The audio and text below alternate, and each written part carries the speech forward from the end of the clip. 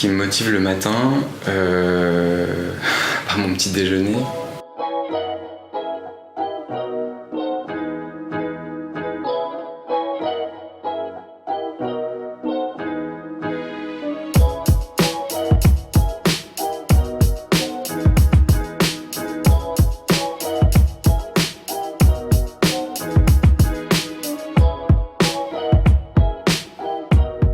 J'avais pas du tout l'idée de faire des maladies infectieuses quand je suis arrivé en médecine. À vrai dire, je savais pas du tout ce que c'était vraiment la médecine quand j'ai commencé médecine, parce que, encore une fois, je connaissais absolument personne qui était médecin, à part ma médecin généraliste, ma médecin traitant quand j'étais petit.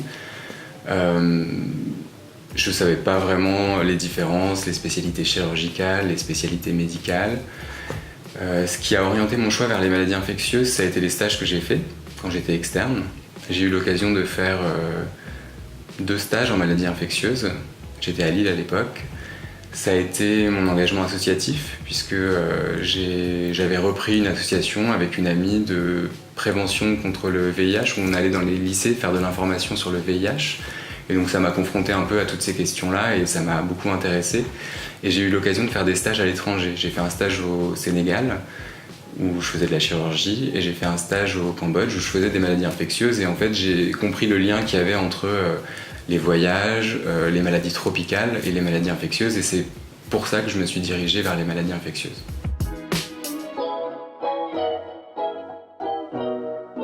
Alors ça a évolué par vagues. J'ai eu ma première année du premier coup, donc j'étais très motivé à cette époque-là. Ma motivation ensuite, elle était assez constante pendant les 3-4 années qui ont suivi, avec pas mal d'engagement associatif en parallèle des études. Mon engagement associatif, ça m'a permis déjà de découvrir des sujets que je connaissais pas vraiment. Le VIH, le sida, la sexualité quand on allait dans les lycées pour intervenir. Donc ça m'a ouvert à des problématiques que je connaissais pas forcément, ou pour lesquelles j'avais pas eu de questions moi personnellement à ce moment-là de ma vie. Après, ça m'a appris aussi à me confronter à des institutions, à des gens qui n'étaient pas forcément extrêmement d'accord avec ce qu'on pouvait défendre, avec ce qu'on pouvait proposer. Donc ça, c'était hyper intéressant sur le plan humain, sur le plan intellectuel aussi, de se confronter à ça. Ça m'a permis aussi d'apprendre à monter un budget, à créer une association tout simplement, pas sur le plan administratif, sur le plan de tout ce que ça représente. Je pense que ça m'a donné pas mal d'autonomie en fait, et d'armes pour me battre dans un système administratif qui est pas simple, parce que je me suis aussi rendu compte de ça en médecine.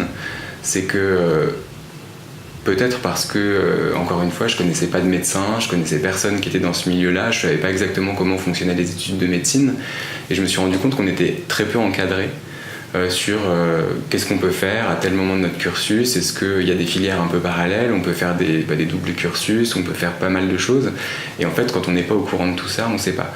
Et je pense que l'engagement associatif, ça m'a permis aussi ça, c'est-à-dire de me renseigner et de savoir comment fonctionne le système administratif d'une façon générale, comment aller chercher de l'information et comment se débatouiller et se battre dans ce système un peu compliqué.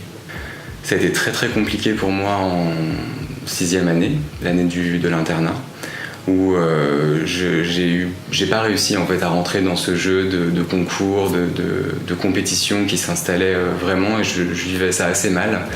Et j'ai perdu complètement ma motivation à ce point que j'ai quasiment arrêté de travailler les 2 mois qui ont précédé le concours, l'examen classant, où je me suis concentré sur d'autres activités qui étaient des activités audiovisuelles, création d'un documentaire et montage financier pour réaliser un documentaire l'été qui allait suivre. J'ai passé l'examen en classant national dans ces conditions-là, de façon un peu stressée parce que je savais que j'avais pas travaillé suffisamment avant, mais sans pression finalement, parce que je trouvais que finalement la médecine générale était quelque chose qui pouvait tout à fait me convenir, et puis surtout j'avais assez conscience que la médecine générale pourrait permettre de m'orienter soit vers l'urgence, qui était aussi quelque chose qui m'intéressait, soit vers les maladies infectieuses, puisque la porte n'était pas fermée à ce moment-là, c'était pas encore un DES, et donc on pouvait reprendre après les maladies infectieuses.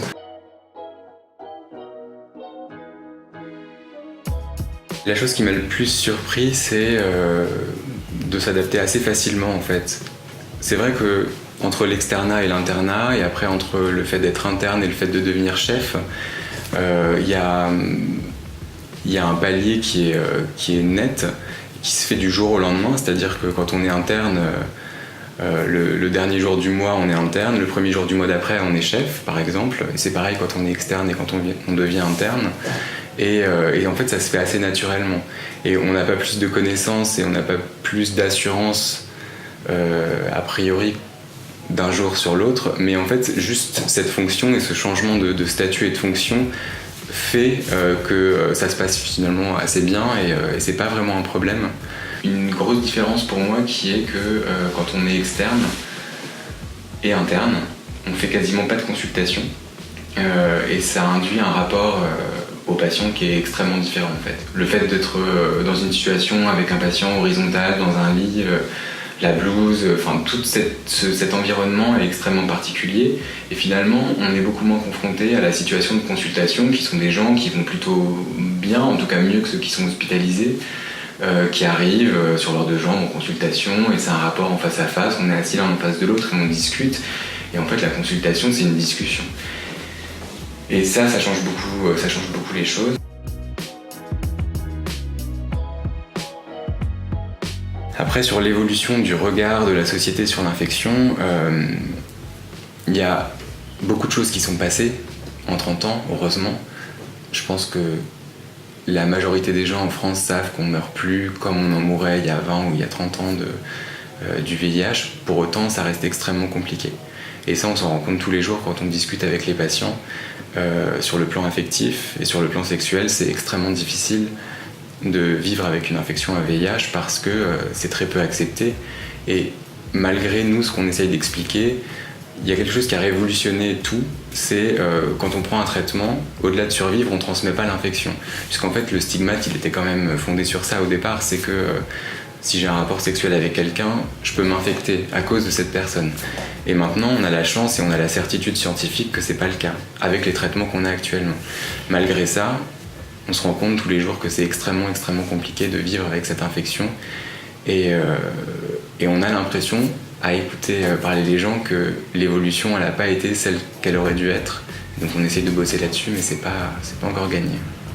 On est dans une période où on ne sait pas guérir l'infection et où les pistes de recherche sont intellectuellement extrêmement intéressantes, mais pas du tout applicables. Dans les 10 ans à venir, en tout cas, clairement, je pense qu'il est utopique de penser qu'on pourra guérir cette infection. Et si jamais un jour on peut guérir cette infection, probablement on ne pourra pas la guérir chez tout le monde. Chez les gens qui sont infectés depuis longtemps, avec un système immunitaire un peu altéré par l'histoire virologique, ça va être très compliqué. Donc il y a des enjeux qui sont optimiser les traitements. En ce moment, on essaye d'alléger énormément les traitements. Il y a eu toute une époque où donner des trithérapies, c'est ce qui a permis de sauver la vie des gens. C'est resté un dogme pendant 10 ou 15 ans. À raison, parce que c'était vraiment ce qui permettait de maintenir la santé des gens, et maintenant on est un peu dans une réflexion quasi écologique, de se dire comme on ne sait pas guérir l'infection, comme on va devoir donner des traitements pendant 20, 30, 40, 50 ans à des gens, il faut absolument qu'on épargne le corps des médicaments qu'on donne. Et donc on essaye de faire ça, on fait de l'allègement thérapeutique, on essaye d'individualiser les traitements. Donc ça c'est passionnant, c'est assez intéressant, ça nécessite des compétences extrêmement pointues finalement, parce qu'il y a des enjeux virologiques, immunitaires, thérapeutiques derrière. Et ça c'est un enjeu dans la prise en charge du VIH actuellement. La PrEP c'est un enjeu majeur, puisque au-delà de soigner les gens, il y a aussi essayer d'arrêter l'épidémie, et clairement avec la PrEP, avec les stratégies de dépister un maximum de gens de façon ciblée et de les traiter, il est théoriquement possible, dans une échelle assez courte de temps, d'arrêter l'épidémie. Donc ça c'est un enjeu qui est assez passionnant.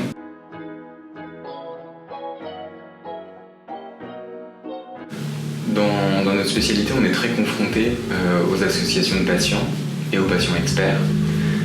Déjà parce qu'historiquement, ça s'est construit comme ça. En fait, la bataille pour l'accès aux médicaments, pour l'accès à la connaissance aussi, c'est faite avec les patients, par la création d'associations de patients qui sont devenues très connues, qui sont ACT UP, qui sont AIDS essentiellement, mais il y en a plein d'autres. Et actuellement, il y a toujours plein d'associations de patients qui sont très actives. Et c'est vrai qu'on est dans un domaine où on réfléchit rarement sans les patients eux-mêmes. Tout à l'heure, on parlait des allègements thérapeutiques. En fait, là encore, les patients ont été beaucoup à l'initiative de ça. Et souvent, en consultation, on est confronté à des gens qui connaissent extrêmement bien les traitements, qui connaissent les enjeux, qui savent comment ça se surveille, qui savent ce qu'il faut respecter. Mais les gens sont aussi proactifs dans la façon de gérer leur infection. Et c'est vrai qu'on est confronté souvent à des gens qui disent là, ça fait 1 ou 2 mois que j'ai essayé telle chose, finalement, j'ai pas pris mon traitement tous les jours. Parce que ça fait 15 ans que je prends un traitement tous les jours et que j'ai un peu lu des choses sur internet, et puis parce que j'ai des amis qui m'ont parlé de ça, et donc où je fais partie d'une association et on évoque des sujets, et puis on s'est rendu compte qu'il y a eu des travaux sur ça, et que finalement c'est peut-être pas aberrant de pas prendre son traitement tous les jours, donc là ça fait 2 mois que finalement je le prends pas le week-end. Et donc est-ce que vous pensez que c'est grave ou pas? Et finalement non, parce qu'on est aussi en train de montrer que c'est une des solutions envisageables.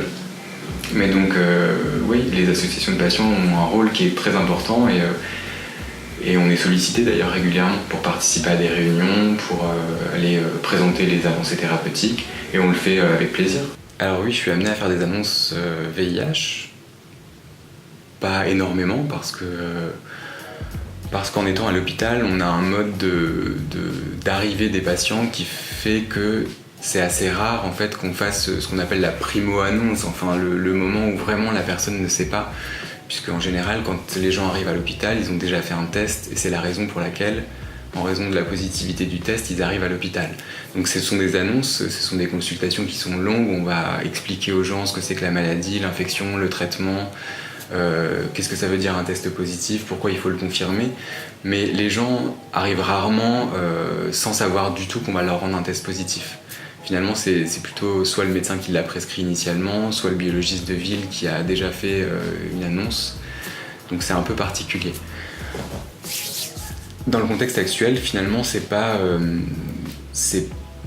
si difficile que ça d'annoncer une infection à VIH, parce que en tant que médecin, on peut s'accrocher facilement à des faits qui sont plutôt rassurants.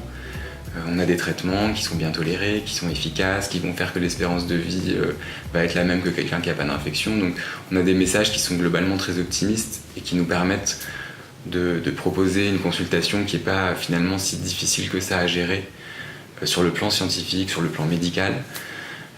Pour avoir eu aussi à annoncer des cancers à des gens, assez rarement puisque c'est pas mon métier, mais en fait quand même quand les gens sont hospitalisés, finalement ça peut arriver. C'est beaucoup plus difficile pour moi d'annoncer un cancer à quelqu'un qu'une infection à VIH. Alors après il y a des questions qui sont d'ordre social, familial, affectif, sexuel encore, qui là sont plus compliquées à gérer. Mais c'est de l'ordre de la discussion, et on se fait accompagner, surtout on est entouré d'une équipe qui permet d'aborder toutes ces questions-là, qui sont des assistants sociaux, qui sont des psychologues, qui sont des médiateurs culturels, qui nous aident beaucoup.